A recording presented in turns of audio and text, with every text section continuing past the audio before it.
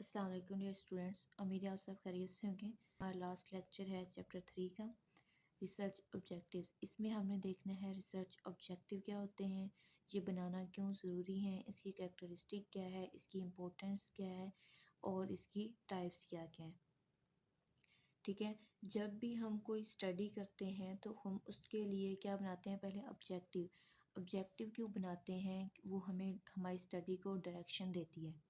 ठीक है, हमारी स्टडी को एक डायरेक्शन प्रोवाइड करती है कि हमारा गोल क्या है, क्या अचीवमेंट करनी है हमने स्टडी के अंदर, किस रिज़ल्ट तक हमने पहुंचना है। ठीक है, वो सारी चीज़ें किससे पता चलती हैं, ऑब्जेक्टिव से। अगर आपकी स्टडी के ऑब्जेक्टिव होंगे तो इट मीन्स उसकी क्या होगी, एक डायरेक्शन होगी जिसके थ्रू, इस प्रोसेस के थ्रू आप स्टडी कर रहे हैं, जिन वेरिएबल्स को आप अंदर डिफाइन करना चाह रहे हैं। ठीक है, अगर आपके स्टडी के ऑब्जेक्टिव ही नहीं होंगे, इट मीन्स आपको खुद ही नहीं पता आपने स्टडी के अंदर क्या कंडक्ट करना है, किस पर्पस के लिए आपकी स्टडी है, तो वो इतनी सक्सेसफुल नहीं होती।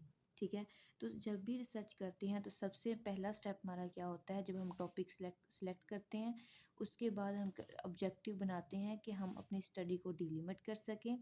उसके अंदर जो भी हमने चीज़ डिफ़ाइन करनी है, जो भी एक्सप्लेन करना है, उसको एक बुलेट्स पॉइंट में बता सकें ताकि पढ़ने वाले को क्या हो, इंटरेस्ट हो और हमें आसानी रहे अपनी स्टडी को वाइंड अप करने में। तो हम स्टार्ट करते हैं। ऑब्जेक्टिव क्या होते हैं, ऑब्जेक्टिव जो होता है, research objective is an clear, concise and declarative statement. क्या होती है, क्लियर होती है, कंसाइज और डिक्लेरेटिव स्टेटमेंट है। जो कौन बनाता है, रिसर्चर।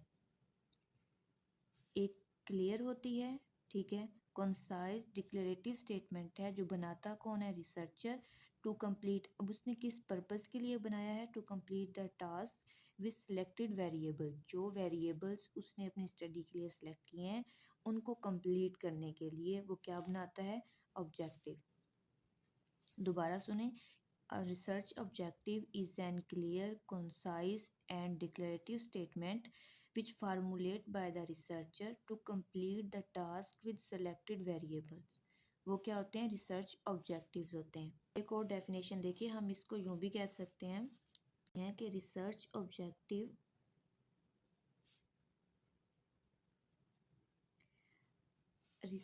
ऑब्जेक्टिव आर रिजल्ट, कि ये क्या होते हैं, रिजल्ट्स होते हैं किस चीज़ के, सीन बाय या सॉट बाय रिसर्चर, जो कि रिसर्चर सॉल्व करता है। ठीक है, एक रिजल्ट्स होते हैं जो किसने देखने होते हैं, रिसर्चर ने, किस में, अपनी रिसर्च स्टडी के अंदर। At the end of study, जो गोल हमें अचीव हुए उसको भी हम रिसर्च ऑब्जेक्टिव कह सकते हैं। क्यों, क्योंकि वही तो हमने सॉल्व करने थे ना, वही हमारा गोल था कि हमने इस स्टडी के अंदर किस चीज़ को कंडक्ट करना है, उसके रिजल्ट्स को लास्ट पे हम वेरीफाई करते हैं कि जो ऑब्जेक्टिव हमने बनाए, क्या उस रिजल्ट्स के अंदर हम उन ऑब्जेक्टिव्स को अचीव कर पाए हैं या नहीं। ठीक है, तो इसलिए हम इसे क्या कह सकते हैं कि ऑब्जेक्टिव रिजल्ट्स होते हैं। ठीक है, जो एक रिसर्चर बनाता है ड्यूरिंग स्टडी। अब नेक्स्ट हम देखते हैं कि इसकी कैरेक्टरिस्टिक क्या है। ऑब्जेक्टिव तो हमें समझ लग गई कि क्लियर होते हैं, कंसाइज होते हैं, डिक्लेरेटिव स्टेटमेंट है। अब इसकी कैरेक्टरिस्टिक्स कैसी होनी चाहिए, कि इसको बनाते हुए हमने किस किस चीज़ का, कैरेक्टरिस्टिक ऑफ गुड रिसर्च भी कहा जाता है, इसको ये भी कहा जाता है characteristics of good research objective या कैरेक्टरिस्टिक्स ऑफ रिसर्च ऑब्जेक्टिव। ठीक है, तो इसके लिए टू निमोनिक्स के नाम से इन्हें याद किया जाता है, एक तो स्मार्ट और दूसरा मैंने बनाया है फॉल MR। ठीक है, अब स्मार्ट जो है मोस्टली एग्जाम में पूछा जाता है, कॉम्पिटिटिव पर्पस से ये मोस्ट इम्पोर्टेंट क्वेश्चन है, ज़रा ध्यान से सुनिएगा। स्मार्ट में ऐसे है स्पेसिफिक, हमारी स्टडी जो है वो क्या होनी चाहिए, उसके ऑब्जेक्टिव क्या होने चाहिए, स्पेसिफिक होने चाहिए, शॉर्ट टर्म में होने चाहिए। ठीक है, बहुत ज़्यादा जर्नल नहीं होने चाहिए, ना ही ब्रॉड टॉप हमारे ऑब्जेक्टिव होने चाहिए। ऑब्जेक्टिव क्या हमने पढ़ा, एक क्लियर होते हैं और कंसाइज मतलब स्मॉल होते हैं, जिसके अंदर स्पेसिफिक बात की गई होती है। ठीक है, स्पेसिफिक कैसे, एक हमारे पास जनरल टॉपिक है, ठीक है, उस टॉपिक को नैरो करना, उसके अंदर से स्पेसिफिक पॉइंट निकाल लेना, उनको डिफाइन करना क्या होता है, स्पेसिफिक होता है, नैरो करना होता है अपनी स्टडी को। ठीक है, और नेक्स्ट है हमारे पास एम से मयरेबल, कि स्टडी ऑब्जेक्टिव ऐसे होने चाहिए जो मयरेबल हों, जिनके वेरिएबल्स को हम मैयर कर सकते हों। ऐसा नहीं होना चाहिए कि हम कैरेक्टरिस्टिक ऐसे बनाए, ऑब्जेक्टिव ऐसा बनाया हो कि वो हमसे लास्ट में मैयर ही ना हो रहा हो। ठीक है, उसकी जो रिजल्ट्स हैं उसको हम मैयर ना कर पाएँ, तो ऐसा नहीं ले ऑब्जेक्टिव बनाना। तो हमारा ऑब्जेक्टिव कैसा होना चाहिए, मैयरेबल होना चाहिए, जिसके रिजल्ट्स को हम मैयर कर सकते हो।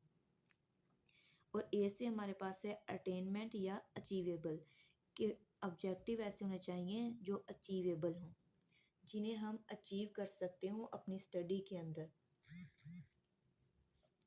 और आर से हमारे पास है रिलायबल, स्टडी ऑब्जेक्टिव ऐसे होने चाहिए जो हों रिलायबल, इन नर्सिंग पर्पस या इन मेडिकल फील्ड के अंदर, या जो हमारे पास हेल्थ सेटिंग है उसके अंदर उनकी कोई अहमियत हो इन द फ्यूचर, उनकी कोई सिग्निफिकेंस हो, उसका कोई पर्पस हो, ताकि नेक्स्ट जो है उस पर स्टडी हो तो वो रिफाइन हो सके। तो वो क्या होना चाहिए, आपका टॉपिक रिलायबल होना चाहिए। और टी से है टाइम स्पेसिफिक, मतलब मोस्ट इम्पॉर्टेंट है कि आपका जो टॉपिक है, जो रिसर्च स्टडी है, वो टाइम बाउंड्रीज हों उसकी, वो जिस टाइम के लिए जिस टाइम के लिए आपको दिया गया है कि इतने मंथ में आपकी स्टडी कवर होनी चाहिए, तो इट मीन्स कि वो टाइम स्पेसिफिक हो, अपने टाइम को अचीव करता हो। ठीक है, तो ये था हमारे पास स्मार्ट का, स्पेसिफिक, मेजरेबल, अचीवेबल या अटेनमेंट, और उसके पास बात था रिलायबल और टाइम स्पेसिफिक। अब हम देखते हैं फॉल एमआर, वो भी इससे मिलता जुलता है, बस इसके अंदर मैंने थोड़ी सी एडिशन की है ताकि आपको एक और जो एक्स्ट्रा मटेरियल मिल सके। एफ से है, हम पहले पढ़ चुके हैं इसको, फेसेबल। फेसेबल मीन कि किस चीज़ का फेसेबल हो, टाइम के अकॉर्डिंग, कॉस्ट के अकॉर्डिंग, और हमारे पास इतनी कॉस्ट है कि हम उसके ऊपर इतनी सारी एक्सपेंसेस हैं उसको हम जो है अप्रोच कर भी सकते हैं या नहीं। ठीक है, तो एथिकल कंसिडरेशन के अकॉर्डिंग, मनी के अकॉर्डिंग, टाइम के अकॉर्डिंग क्या होना चाहिए, फेसेबल होना चाहिए हमारी स्टडी को, हमारे स्टडी ऑब्जेक्टिव को। ठीक है, नेक्स्ट है ओ से है ऑब्जर्वेबल। स्टडी कैसी, ऑब्जेक्टिव कैसे बनाने हैं, जो ऑब्जर्वेबल हों, जिनको हम मेजर कर सकते हों, जिनको एक शॉर्ट टाइम में हम कंप्लीट कर सकते हैं। यू से देखिएगा ज़रा, यूनिएक्विवोकल। यूनिएक्विवोकल मीन कि आपकी जो स्टडी है वो क्या होनी चाहिए, क्लियर होनी चाहिए। इसका मतलब होता है कि धुंधला नहीं होना चाहिए, आपकी स्टडी के अंदर जो भी डाउट्स हैं, जो भी कॉन्सेप्ट हैं, वो एकदम क्लियर होने चाहिए। एल से है हमारे पास लॉजिकल, जो आपका टॉपिक है उस वो साइंटिफिक बेस्ड हो। ठीक है, उस जो भी आप उसके अंदर मेथड यूज़ कर रहे हैं, जो वेरिएबल्स यूज़ हो रहे हैं, वो एकदम से अचीवेबल हो, एक उसका एविडेंस हो, एक साइंटिफिक मेथड यूज़ किया हुआ हो। ठीक है, और एम से वही हमारे पास मेजरेबल, कि हम अपनी स्टडी को क्या कर सकते हैं, मेजरेबल हों, जो ऑब्जेक्टिव हमने यूज़ करने हैं स्टडी के अंदर वो मेजरेबल हों, उनको हम लास्ट पे उनके रिजल्ट को मेजर कर सकते हैं। और फिर आर से हमारे पास रिलायबल, कि हमारी स्टडी जो है वो इन फ्यूचर रिलायबल हो, फ्यूचर पे उसको मॉडिफाई किया जा सकता हो, इन द प्रोफेशन, अपनी फील्ड के अंदर उसकी कोई सिग्निफिकेंस हो। ठीक है, तो ये थे हमारे पास सब्जेक्टिव, क्या थे, स्मार्ट और फॉल एमआर। स्मार्ट में हमने देखा स्पेसिफिक, मेजरेबल, अटेनेबल या अचीवेबल, और रिलायबल और टाइम स्पेसिफिक। ठीक है, अब फॉल में हमने देखा फेसिबल होना चाहिए हमारे ऑब्जेक्टिव को, ऑब्जर्वेबल होने चाहिए, इक्विवोकल होने चाहिए, लॉजिकल्स, मेजरेबल और रिलायबल। स्टिक भी पता चलेगी। अब हमें पता होना चाहिए कि ये हमने बनाए क्यों है, इनकी ज़रूरत हमें क्यों पेश आई अपनी स्टडी के अंदर, उसकी नीड्स और उसकी इम्पोर्टेंस देखनी है अब हमने। तो जो इम्पोर्टेंस है, जो नीड है, उसको हमने फोर पार्ट्स में डिवाइड कर लिया। फर्स्ट है फोकस। फोकस क्या करता है कि ऑब्जेक्टिव हमें बताते हैं हमारी स्टडी का पर्पस क्या है, किस एरिया के अंडर रह के हमने स्टडी करनी है, हमने फोकस किस चीज़ पे करना है। ठीक है, हमारा फोकस पॉइंट क्या है, ऑब्जेक्टिव हमें ये बताते हैं। जो भी हमारा स्टडी का ऑब्जेक्टिव है, जो स्पेसिफिक ऑब्जेक्टिव हैं, जस्ट उन पे फोकस करना क्या करता है हमारी स्टडी पे। हमें ऑब्जेक्टिव क्या करते हैं, फोकस रखते हैं हमारा किस पे, सिर्फ हमारी स्टडी के ऊपर, और हमें क्या प्रोवाइड करते हैं, डायरेक्शन प्रोवाइड करते हैं। नेक्स्ट है अवॉइड। अवॉइड मतलब अननेसेसरी नॉलेज से, अननेसेसरी वर्ड से हमने अपने टॉपिक के अंदर क्या करना है, अवॉइड करना है। नेक्स्ट है स्ट्रक्चर। जो ऑब्जेक्टिव होते हैं वो स्ट्रक्चर प्रोवाइड करते हैं हमारी स्टडी को, ठीक है। जब हमारे ऑब्जेक्टिव बने हुए होते हैं तो वो क्या प्रोवाइड करते हैं, हमारी स्टडी के स्ट्रक्चर को प्रोवाइड करते हैं, और जो ऑब्जेक्टिव होते हैं वही हमारी स्टडी को ओवरऑल डिफाइन कर रहे होते हैं कि स्टडी के अंदर है क्या क्या, हमने किस किस चीज़ को इसके अंदर एक्सप्लेन किया हुआ है, ठीक। फिर लास्ट पे हमारे पास है डायरेक्शन, कि हमें क्या देते हैं, डायरेक्शन देते हैं कि आया हमने स्टडी कौन सी कंडक्ट करनी है, इसके लिए पॉपुलेशन कौन सी लेनी है, कौन सी वेरिएबल इसके लिए सूटेबल है, कौन सी प्लेस सूटेबल है। तो ऑब्जेक्टिव क्या करते हैं, हमें डायरेक्शन प्रोवाइड करके। अब हमने देखनी है टाइप्स ऑफ ऑब्जेक्टिव, जो कि मोस्ट इम्पोर्टेंट हैं, मोस्टली क्वेश्चन पूछा जाता है। इसमें 2 टाइप्स हैं ऑब्जेक्ट रिसर्च ऑब्जेक्टिव्स की। कौन सी हैं, जनरल और स्पेसिफिक।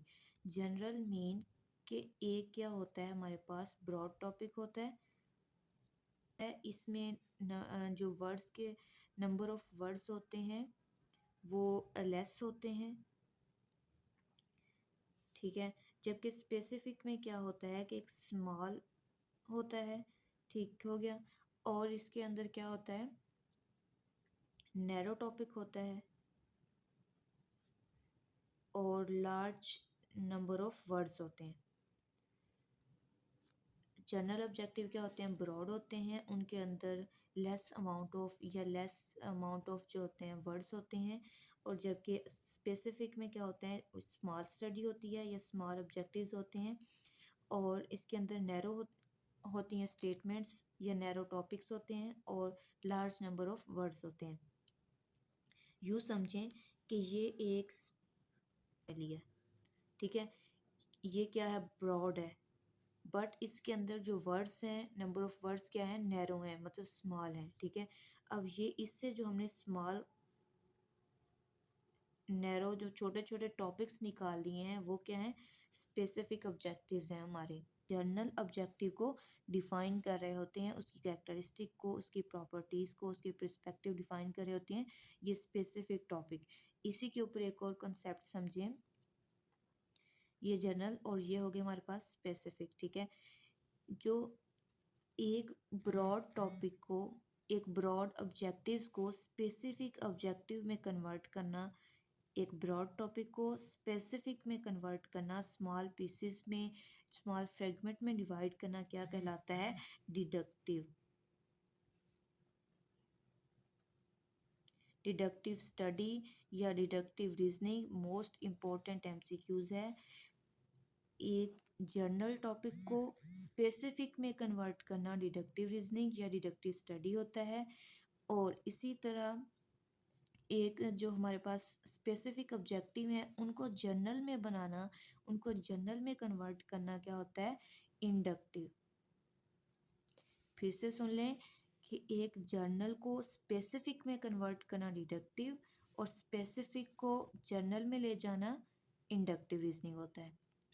यूँ समझिए एक हमारे पास बड़ा पत्थर है, ठीक है, उस पत्थर को स्मॉल पीसेस में डिवाइड करना डिडक्टिव, मतलब क्या हुआ, डिडक्ट करना, कम करना, ठीक है।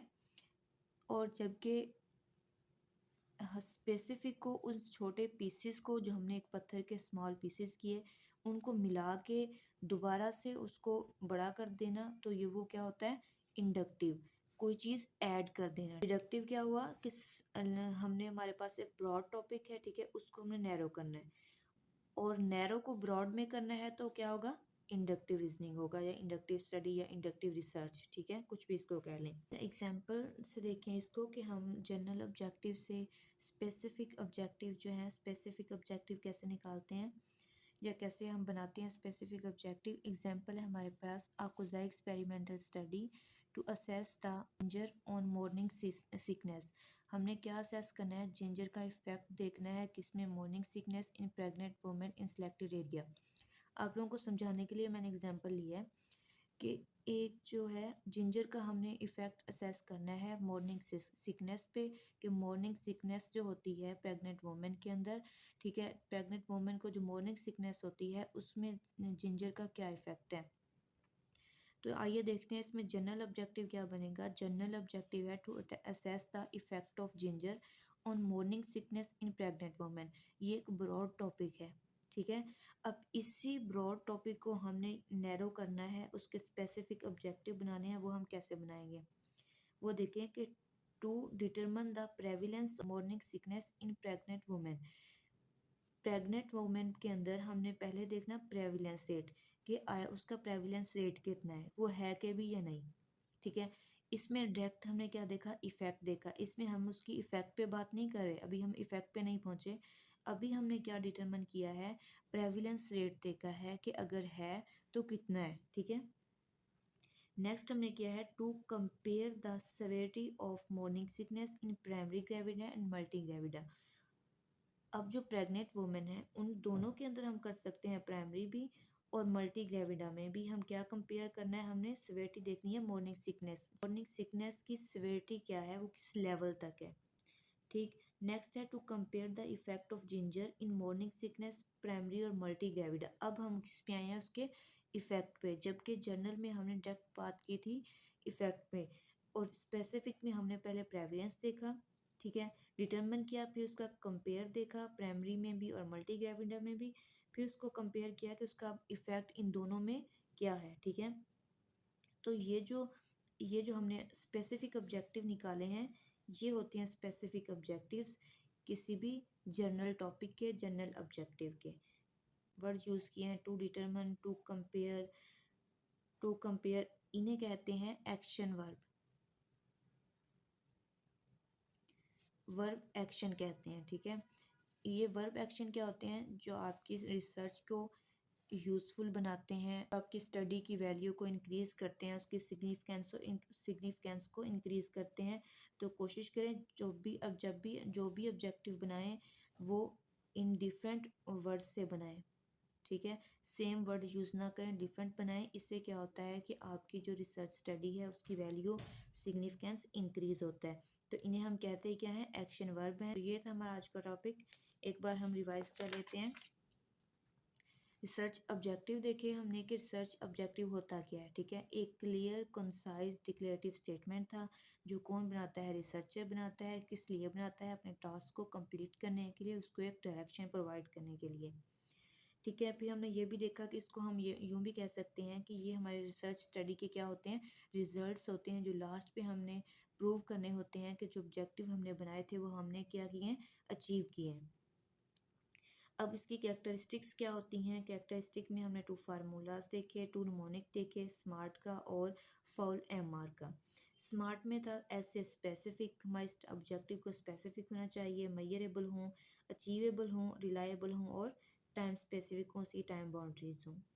अब फॉल एमआर में हमने देखा फेसिबल होना चाहिए, ऑब्जर्वेबल होना चाहिए हमारे ऑब्जेक्टिव को, लॉजिकल होना चाहिए, इक्विवोकल होती हैं ऑब्जेक्टिव्स, इसमें क्लियर कट डिफाइन किए होते हैं अपने जो स्टडी डाउट्स होते हैं अंदर उनको क्या क्या होता है, क्लियरली डिफाइन किया होता है। आर से हम देखा रिलायबल और एम से मेजरेबल्स होने चाहिए ऑब्जेक्टिव्स जो हैं। फिर हमने देखा कि इनकी इंपॉर्टेंस क्या होती है ऑब्जेक्टिव की, वो हमें क्या प्रोवाइड करते हैं, हमें क्यों बनाते क्यों हैं, ठीक है। तो वो हमें एक तो हमारा स्टडी के ऊपर फोकस रहता है कि हमारा स्टडी पर्पस क्या है, हमने किस चीज़ को इसके अंदर डिफाइन करना है। फिर है कि अननेसेसरी नॉलेज से, अननेसेसरी वर्ड्स से इन स्टडी, अननेसेसरी जो वर्ड्स होते हैं उनकी एडिशन से हमें क्या करता है, अवॉइड करवाता है।